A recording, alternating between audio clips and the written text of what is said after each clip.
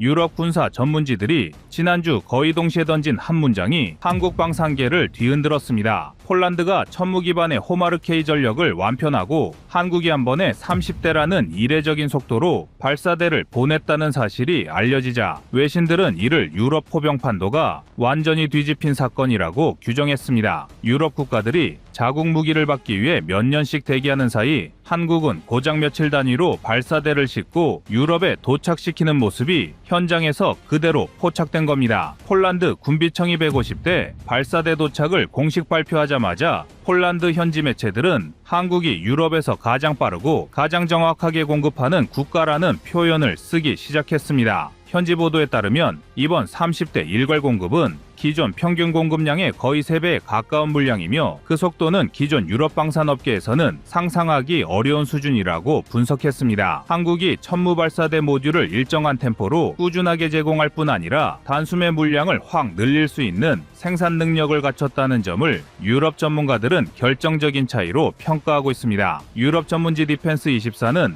한국이 제공하는 천무 발사대의 공급 템포를 전시 수준이라고 표현했습니다. 이 표현이 과장이 아닌 이유는 폴란드에서 발사대 통합을 맡은 현지 업체의 생산량이 월 최대 20대 수준인데 한국에서 넘어오는 발사대 물량이 이 속도를 압도해 오히려 현지 조립이 공급 속도를 못 따라가는 상황이 벌어지고 있기 때문입니다. 유럽에서는 역으로 한국에서 들어온 발사대를 따라잡기 위해 생산량을 늘리는 진풍경까지 나타나고 있습니다. 먼 거리에서의 공급 속도만이 화제가 된 것은 아닙니다. 폴란드가 운영 중인 하이마스의 공급 상황이 사실상 보이지 않는다는 점도 외신 분석의 핵심으로 등장했습니다. 폴란드는 미국과 486대 규모의 초대형 하이마스 프레임 계약을 체결했지만 실제 도입 상황은 거의 공개되지 않고 있습니다. 반면 천무는 발사대가 현지 항만에 도착할 때마다 폴란드 국방부와 군비청 SNS에 실시간으로 올라오며 실제 들어오는 무기라는 이미지가 완전히 굳어졌습니다. 현지 전문가들은 폴란드가 하이마스와 천무 두 체계의 속도를 직접 비교하게 되면서 여론의 무게가 빠르게 천무 쪽으로 기울고 있다고 분석하고 있습니다.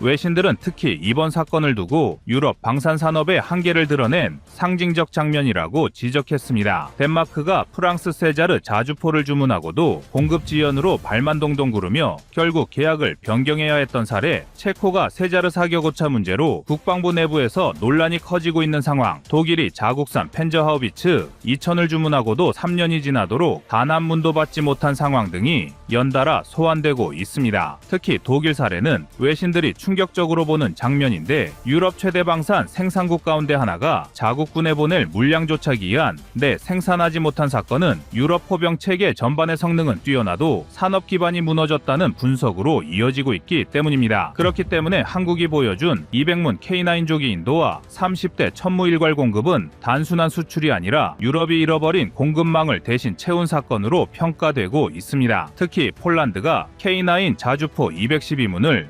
2026년까지 받기로 했던 기존 계약 일정을 한국이 2년이나 앞당겨 이미 200문을 인도한 사실은 유럽 언론에서 폭발적인 관심을 받았습니다. 외신들은 이를 유럽 전시 조달 체계의 대안으로 한국이 떠오르는 전환점이라고 해석했습니다. 또 하나 주목한 부분은 탄약 생산 능력입니다. 폴란드는 미국산 하이마스를 도입하면서 핵심 탄약 기술 이전이 이루어지지 않자 장거리 포병 전력 구축에서 전략적 제약을 받았고 이는 우크라이나 전쟁 상황에서 외교적 변수에 흔들리지 않는 독자적인 탄약 생산 체계의 필요성을 더욱 절실하게 만들었습니다. 한국이 천무 발사대를 공급하면서 탄약 공장까지 함께 구축하고 폴란드가 직접 로켓과 탄도미사일을 대량 생산할 수 있도록 구조를 열어준 점이 외신에서 가장 크게 평가한 요소입니다. 실제로 폴란드 현지 보도에서는 이를 유럽 내 최대 규모 포병 탄약 생산 거점 건설이라고 보도하며 한국의 역할을 강조했습니다. 해외 언론들은 공통적으로 한 가지를 지적하고 있습니다. 지금 유럽이 겪는 문제는 무기 성능이 아니라 생산 능력이며 이 생산 능력을 메우고 있는 국가가 한국이라는 사실이 결국 유럽 군사 환경 전체를 바꾸고 있다는 점입니다. 단순히 빠른 배송이 아니라 생산, 조립, 통합, 탄약 생산, 장기 유지 체계까지 구축하는 이 구조는 미국이나 유럽에서 보기 힘든 형태이며 한국이 이 흐름을 실제 결과물로 보여주고 있다는 겁니다. 이제 폴란드는 유럽에서 사실상 전시 조달을 감당할 수 있는 유일한 대규모 지상전 전력 보유국으로 자리 잡고 있습니다. 전차 180대 전량 도입 완료, 자주포 300대 이상 보유, 천무 기반 다연장 수백문 확보, 여기에 FA-50의 동부전선 배치까지 더해지면서 단기간에 중견 군사 강국으로 도약한 겁니다. 외신들은 이극적인 변화의 중심에 한국이 있다고 분석하고 있으며 유럽 전문가들은 지금의 흐름이 계속된다면 한국산 무기가 단순한 대안이 아니라 유럽 표준이 될 가능성까지 언급하고 있습니다. 폴란드뿐 아니라 에스토니아처럼 작은 국가들도 K9을 도입한 뒤 갑자기 국방력이 3-4배로 증가했다는 평가를 받으며 천무까지 도입하려는 움직임을 보이고 있고, 이는 유럽 군사 전문가들에게 한국을 바라보는 시각을 완전히 바꿔놓았습니다. 폴란드가 천무 기반 호마르케이를 본격적으로 굴리기 시작한 이후 유럽 현장에서는 꽤 흥미로운 변화가 나타나고 있습니다. 외신들은 이 상황을 유럽 포병 체계가 한국식 모델로 재편되는 순간이라고 표현하는데, 실제로 폴란드 내부에서 진행 중인 작업을 보면 이 표현이 왜 나오는지 단숨에 이해됩니다. 폴란드 군비청이 최근 공개한 문서에서 가장 눈에 띄는 부분은 포병 전체를 한국식 교리로 묶어 운용하는 구조를 만들고 있다는 사실입니다. 단순히 새로운 장비를 들여오는 수준이 아니라 전술, 사격 통제, 탄약 생산, 작전 기동 개념까지 천무 중심으로 재편되고 있습니다. 훈련 데이터에서도 차이가 아주 선명하게 드러났습니다. 폴란드 육군의 정밀 사격 테스트 결과에서 호마르케이는 150km급 타격 훈련에서 평균 원형 편차가 약 10m 이내로 집계됐습니다. 기존 소련식 로켓포가 평균 300m에서 500m 오차를 보이던 것과 비교하면 30배 이상 정확해진 셈입니다. 탄착군이 거의 한 점으로 모이자 현장 장병들은 이게 진짜 서방식 장거리 타격 전력이라는 평가를 내렸다고 현지 매체들은 전했습니다. 여기에 사격 후 이탈 속도도 한국과 동일한 수준으로 60초 내외로 측정되며 폴란드 포병의 생존성은 이전과 비교할 수 없을 정도로 올라갔습니다. 탄약 생산 체계는 폴란드가 가장 크게 기대하는 분야입니다. 폴란드는 미국산 하이마스용 에이테켐스 계열 탄약 생산을 검토했지만 기술 이전이 사실상 불가능하다는 결론이 내려지면서 전략을 전면 수정했습니다. 그런데 한국은 천무 발사대 공급뿐 아니라 탄약을 현지에서 생산할 수 있도록 공장까지 직접 구축해 주고 있습니다. 폴란드 국방부에서 확보한 자료에 따르면 완공 후 연간 생산 가능한 유도 로켓 규모는 최대 1만 발 이상으로 추산되고 KT즘 계열 탄도탄까지 함께 생산할 수 있게 되면 폴란드가 유럽 내 최대 포병 탄약 생산국이 될 가능성까지 거론되고 있습니다. 폴란드는 이 점에서 미국산보다 한국산이 실질적 전력이라는 판단을 내렸고, 외신들도 이 차이를 가장 중요한 요소로 평가했습니다. 특히 K즘은 현장에서 엄청난 기대를 받고 있습니다. 기본형 사거리가 180에서 200km급인데 폴란드용 개량형은 이보다 더 길게 설계되고 있어 독일과 프랑스가 보유한 현행 지대지 타격 능력을 단숨에 뛰어넘습니다. 폴란드 내부 문건에서는 K즘 계열 전술탄도미사일을 호마르케이의 결정판이라고 부르고 있으며 에이테켐스 중심의 미국식 개념에서 벗어나 자국 주도의 타격 능력을 가지게 되는 첫 사례라고 평가하고 있습니다. 정비 효율 측면에서도 극적인 반전이 나타났습니다. 폴란드가 발표한 운용 보고서에 따르면 호마르케이의 정비 난이도는 기존 소련제 대비 40% 이상 감소했고, 정비 사이클은 K9 자주포와 거의 동일해졌습니다. 장병들 사이에서는 천무를 기계적 완성도가 가장 높은 서방형 체계라고 부르며 K9과 K2를 묶어 통합 유지보수 체계를 만들고 있습니다. 이 구조가 완성되면 폴란드는 유럽에서 보기 어려운 한국식 기갑, 포병, 로켓포 통합 군단을 갖추게 됩니다. 기동력과 사격 통제가 한 세트로 묶이는 구조라 전쟁에서 순간 화력 집중 능력이 폭발적으로 증가합니다. 한국이 이미 경험한 구조가 폴란드 땅에서 그대로 복제되고 있는 셈입니다. 이 때문에 유럽 주변국의 반응도 빠르게 변하고 있습니다. 에스토니아는 K9 성능을 직접 확인한 뒤 천무 도입을 결정했고, 발트 3국 협의체에서도 폴란드 모델을 새 기준으로 논의하고 있습니다. 발트 3국은 넓은 국토 대신 빠른 타격, 빠른 재배치를 핵심으로 삼는 지역인데 이 기동 포병 개념이 천무와 가장 잘 맞습니다. 폴란드 사례가 주변국에서 현실적인 성공 모델로 자리 잡으면서 한국산 무기 도입 논의가 연쇄적으로 이어지고 있습니다. 유럽이 한국식 포병 체계를 탐내는 이유는 단순히 성능만이 아닙니다. 가장 중요한 차이는 속도와 산업 기반입니다. 한국은 한국형 무기 생산 라인을 365일 돌아가는 방식으로 유지하는데 폴란드처럼 긴급한 국가가 등장할 경우 배정된 인력과 공급망을 조정해 마치 전시 생산처럼 물량을 밀어 넣을 수 있습니다. 실제로 천무 30대가 한꺼번에 폴란드로 떠난 것은 이 구조가 아니면 불가능합니다. 유럽 방산업계는 이 부분을 가장 충격적으로 받아들이고 있습니다. 독일은 3년 동안 자국산 판처하우비체 2,000을 단 한 문도 인도하지 못한 상황에서 한국은 불과 몇 달 만에 K9을 수십 문씩 보냈고 천무도 대형 물량을 순식간에 폴란드로 보냈습니다. 폴란드가 지금 만들고 있는 군대는 유럽의 기존 기준을 넘어선 새로운 모델입니다. 전차 180대, 자주포 300문, 천무 수백문, 전술탄도탄 생산 라인, FA50 고가동률까지 이제는 나열하기도 힘들 정도인데 이 모든 체계는 기존 유럽 국가들이 10년 넘게 투자해야 겨우 가능한 수준인데 한국의 공급 속도와 기술 이전으로 이 모든 것이 2-3년 사이에 완성되고 있습니다. 폴란드는 지금 동유럽에서 유일하게 러시아를 억제할 수 있는 국가로 평가받는 이유가 여기에 있습니다.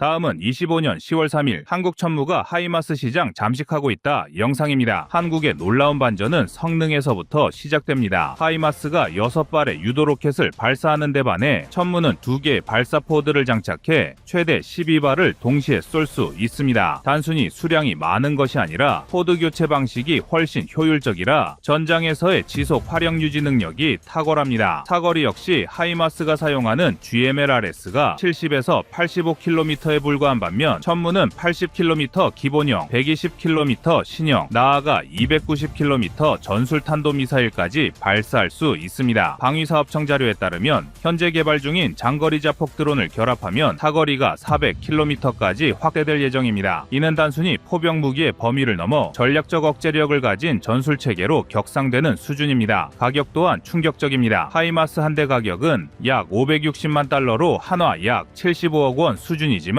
탄약 포함 패키지와 운용 비용을 합치면 총 1억 달러에 달합니다. 반면 천무는 동일 조건 대비 약 30% 저렴하며 한국군 운용 데이터를 반영해 부품 수급과 정비 체계까지 패키지화했습니다. 국산화율은 95% 이상으로 미국처럼 ITAR 규제에 묶이지 않습니다. 실제로 사우디와 UAE가 한국을 선택한 이유 중 하나가 바로 이 ITAR 회피 효과였습니다. 미국 무기는 구매 후에도 부품, 탄약, 업그레이드에서까지 워싱턴의 정치적 압력에 휘둘려야 하지만 한국 무기는 자주 운용권을 보장한다는 점이 치명적인 매력으로 작용했습니다. 천무 수출 누적 규모는 이미 5조 원을 넘어섰으며 향후 10년간 최소 1000대 이상 수출 가능성이 거론됩니다. 이는 한국이 사실상 세계 다연장 로켓 시장의 2강 체제로 올라섰다는 의미입니다. 과거 한국이 미국에게 의존하며 무시당했던 역사와 비교하면 이 변화는 단순한 수출 성과가 아니라 군사 자주권 회복의 상징으로 받아들여집니다. 더 극적인 점은 한국이 이 성과를 독자적인 기술과 집념으로 일궈냈다는 것입니다. 천무 개발 과정에서 미국은 협력은커녕 오히려 걸림돌이 되었습니다. 탄약 유도 기술과 사거리 확장 기술을 요청했지만 번번이 거절당했고 독일제 로켓 시스템은 가격만 높고 성능은 기대 이하였다. 결국 한국은 포기하지 않고 자체 연구 개발로 돌파구를 찾았습니다. 국방과학연구소와 한화가 참여한 개발 사업은 10년 가까이 걸렸고 수천억 원의 예산이 투입되었습니다. 하지만 결과적으로 한국은 더 이상 남의 눈치를 보지 않고 스스로 세계 최고 무기를 만들어낼 수 있다는 자신감을 얻게 되었습니다. 이제 전 세계가 주목하는 질문은 하나입니다. 한국 천무가 정말로 미국 하이마스를 제치고 세계 최강의 자리를 차지할 수 있느냐는 것입니다. 이미 성능, 가격, 자주 운용권에서 앞서고 정치적 독립성까지 보장한다는 점에서 해외 언론의 평가는 갈수록 긍정적으로 변하고 있습니다. 미국이 동맹국들에게 하이마스를 강매하던 시대가 지나가고 한국이 새로운 선택지를 제공하는 시대가 열린 것입니다. 천무가 세계 시장에서 주목받는 이유는 단순히 화력의 크기 때문만은 아닙니다. 해외 외신들이 특히 강조하는 부분은 운용 유연성과 정치적 독립성입니다. 미국 하이마스의 경우 발사 체계와 탄약이 일체화되어 있어 미군과 동맹국이 사용하는 탄약 체계로 사실상 강제됩니다. 반면 한국의 천무는 플랫폼만 공급하고 탄약은 국가별 요구에 따라 조정할 수 있도록 설계됐습니다. 있습니다. 이 차이가 왜 중요한지 해외 매체들의 분석을 살펴보면 명확해집니다. 영국 더 워조는 최근 기사에서 천무는 단순한 다연장 로켓 시스템이 아니라 발사 체계가 모듈화되어 있어 로켓, 전술탄도미사일, 심지어 장거리 자폭 드론까지 발사할 수 있는 독보적 플랫폼이라고 평가했습니다. 이는 곧 단일 무기 체계로 복수의 작전 요구를 충족시킬 수 있음을 의미합니다. 미국 하이마스가 다재다능하다고 평가받지만 실제로는 GMLRS, ATACMS, 프리즘 같은 미군 전용 탄약에 묶여 있어 가격과 공급망이 제한적입니다. 그러나 천무는 한국군이 자체 개발한 130mm, 230mm, 239mm 로켓과 KT즘 그리고 향후 K드론 체계까지 모두 대응할 수 있도록 설계됐습니다. 이 차이는 수출국 입장에서 엄청난 매력으로 다가옵니다. 예컨대 사우디아라비아는 미국으로부터 하이마스를 도입하면서도 예비탄 확보와 업그레이드 과정에서 3년 이상 대기해야 했습니다. 반면 한국과 계약한 천무는 초기 계약 2년 만에 실제 인도되었고 사우디 현지 군수창과의 기술 협력으로 30% 이상의 정비 국산화율을 확보했습니다. 해외 언론은 이 점을 들어 한국이 무기 시장에서 미국 무기의 대체제가 아니라 실질적인 경쟁자가 되었다고 분석합니다. 네덜란드의 사례도 주목할 만합니다. 네덜란드는 오랫동안 미국과 독일 무기에만 의존했지만 우크라이나 전쟁 이후 신속한 화력 지원 체계 확보가 시급해지자 결국 한국산 천무를 선택했습니다. 현지 매체 NRC 핸델스블라트는 네덜란드 국방부가 한국 무기를 택한 것은 단순한 비용 절감이 아니라 정치적 독립성과 신속한 납품 능력을 중시했기 때문이라고 보도했습니다. 유럽 국가들이 과거에는 한국 무기를 고려조차 하지 않았지만 지금은 한국이 미국을 대신할 수 있는 전략적 공급국으로 격상된 것입니다. 이 같은 변화의 배경에는 천무 개발 비화가 자리하고 있습니다. 한국은 애초에 다연장 로켓 분야에서 미국의 철저한 견제를 받았습니다. 1990년대 중반 한국군이 장거리 유도 로켓 확보를 추진했을 때 미국은 미사일 기술 통제 체제를 이유로 사실상 기술 이전을 차단했습니다. 당시 한국군은 단거리 다연장만 확보할 수 있었고 그 결과 북한의 스커드 노동 미사일 위협에 효과적으로 대응하지 못했습니다. 이 한계는 국방과학연구소와 한화가 주도한 독자 개발의 동기가 되었습니다. 국방과학연구소가 공개한 자료에 따르면 천무 개발에는 1조 원 이상이 투입됐고 10년 넘는 연구 끝에 2013년 최초 실전 배치가 이루어졌습니다. 그 과정에서 미국과 유럽 업체들로부터 외면당했던 한국 기술진은 오히려 독창적인 모듈형 발사 체계를 설계해내며 세계 최초 수준의 융합 플랫폼을 완성했습니다. 정량적 데이터를 보더라도 천무의 경쟁력은 뚜렷합니다. 한국 천무의 포드 교체 시간은 5분 내외로 하이마스의 10분 대비 2배 빠릅니다. 유지보수 주기 역시 하이마스가 평균 500km 운용 시점마다 정밀 점검을 요구하는 반면 천무는 800km까지 확대되어 있습니다. 또한 한국은 기존 K9 자주포 운용 경험을 바탕으로 천무 정비 체계를 단일화했기 때문에 해외 도입국은 추가적인 정비 훈련 없이 기존 한국산 포병 장비 운용 노하우를 그대로 적용할 수 있습니다. 이는 낮은 총생애 주기 비용으로 직결되며 결국 구매국의 부담을 획기적으로 줄여주는 요소가 됩니다. 더욱 흥미로운 점은 미국 내부의 반응입니다. 미국 내 일부 군사 전문지에서는 한국 무기가 미국의 수출 시장을 잠식하고 있다는 우려를 공개적으로 제기했습니다. 브레이킹 디펜스는 한국 천무가 중동 시장을 장악하면서 미국 방산업체들이 전통적으로 확보해왔던 수익 기반이 흔들리고 있다고 보도했습니다. 실제로 폴란드, 루마니아, 체코 등 유럽 동부 국가들이 한국 무기에 강한 관심을 보이자 미국 국방부가 외교 채널을 통해 자국 무기를 우선 구매할 것을 압박했다는 보도도 나왔습니다. 그러나 우크라이나 전쟁 이후 미국 무기 공급이 지연되면서 오히려 한국의 빠른 납품 능력이 더욱 빛을 발하게 되었습니다. 국내에서도 이러한 외신 보도를 인용하며 천무의 의미를 재조명하고 있습니다. 국내 언론사에서 천무는 한국이 방산 수출국에서 방산 주도국으로 올라선 상징적 무기라고 보도했고 또 다른 국내 언론사는 한국형 무기 체계가 미국과 유럽을 제치고 동시다발적으로 수출되는 건 방위산업 역사상 처음이라고 분석했습니다. 실제로 2024년 기준 한국 방산 수출액은 210억 달러로 약 28조 원입니다. 이는 사상 최대치를 기록했는데 그중 천무 수출 계약이 20% 이상을 차지했습니다. 이제 천무는 단순한 포병 화력 체계가 아니라 한국이 세계 군사 무대에서 독자적인 위치를 차지할 수 있게 한 전략적 자산으로 평가받고 있습니다. 미국 하이마스가 여전히 나토 동맹국들을 중심으로 강력한 시장 기반을 유지하고 있지만 한국은 동맹 의존이 아닌 독자 선택을 원하는 국가들에게 완전히 새로운 대안을 제공하고 있습니다. 특히 중동과 동유럽은 정치적 독립성을 중시하는 만큼 미국이 세력이 간섭할 수 없는 무기를 원합니다. 이 지점에서 천문은 단순히 무기를 파는 게 아니라 해당 국가들의 전략적 자율성을 보장하는 카드가 되는 것입니다.